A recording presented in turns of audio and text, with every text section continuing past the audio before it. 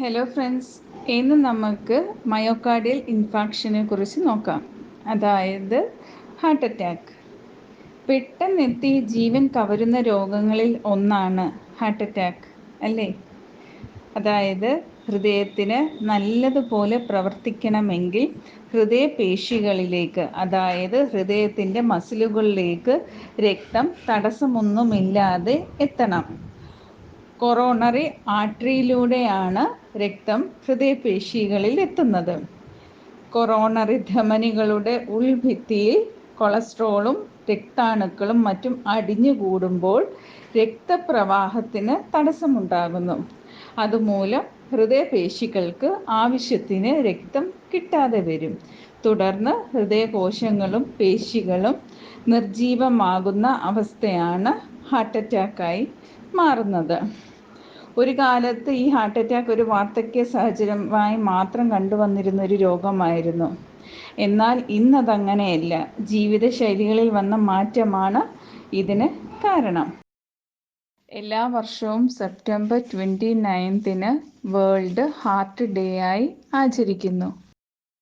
ഇനി നമുക്കതിൻ്റെ causes, signs and symptoms, treatment എല്ലാം നോക്കാം. Next is the definition. Myocardial infarction is a disease condition which is caused by reduced blood flow in a coronary artery due to atherosclerosis and occlusion of an artery by an embolus or thrombus. That means it is a blockage of blood flow to the heart muscle which leads to myocardial infarction. Next one is the etiology. It is divided into two: non-modifiable risk factor and modifiable risk factor. In non-modifiable risk factor, first one is the age. Age is more than 40 years and family history. Second one is the family history, that is myocardial infarction can be inherited from parents to children. Last one is the sex. That means myocardial infarction is 3 times more in men than women. This is the risk factors. That means high BP, high cholesterol levels, high triglyceride levels, diabetes and high blood sugar levels, obesity, smoking, age, family history, acute and prolonged intake of alcohol. Next is the type of myocardial infarction. First one is ST segment elevation MI, non-ST segment elevation MI, and the unstable angina. In ST segment elevation, the person shows the classical symptoms of pain in the center of the chest, and this discomfort may be described as a pressure or tightness rather than a sharp pain. Some person may experience this type of MI also describe that feeling pain in one or both the arms or their back, neck or jaw. And the other symptoms include nausea, shortness of breath, anxiety. Next one is a non-ST segment elevation MI. Unlike in a ST segment elevation MI, the affected coronary artery is only partially blocked in a non-ST segment elevation MI. It won't show any change in the ST segment in the ECG.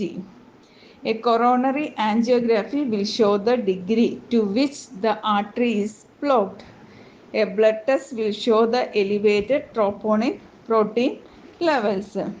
And coming to the unstable angina, it is a chest pain that occurs at rest or with the exertion of stress. The pain may worsen in frequency and severity. The main cause is buildup of plaque in the wall of the arteries. To the signs and symptoms: pain in the chest, back, jaw and other areas of the upper body that lasts more than a few minutes or that goes away and come back. Shortness of breath, sweating, nausea, vomiting, anxiety, cough and dizziness. And next one is the diagnostic evaluation. First one is the physical examination, history collection, stress test, chest X-ray to detect the cardiomegaly, ECG, echocardiogram, angiogram to detect the percentage of blockage and the type of MI, and troponin T test. Coming to the medical management, blood thinners, that means such as aspirin group of drugs, thrombolytic agents is used to dissolve the clot. Antiplatelet drugs such as clopidogrel is used to prevent new clot from forming and existing clot from growing. Next one is the nitroglycerin. It is used to widen the blood vessels. Next one is the beta blockers. It is lower the BP and relax the heart muscle. This can limit the severity of damage to the heart. The next one is the ACE inhibitor, that is angiotensin converting enzyme inhibitor. It is used to lower the BP and decrease the stress on the heart. Last one is the pain reliever. It is used to reduce the discomfort. Surgical management, first one is the angioplasty. The term angioplasty means using a balloon to stretch open a narrowed or blocked artery. That means it opens the blocked arteries and restore normal flow to the heart muscle, and it is not a major surgery. Next one is the bypass. This is the complication: arrhythmia, cardiogenic shock, congestive heart failure, thromboembolism, rupture, cardiac aneurysm, and pericarditis.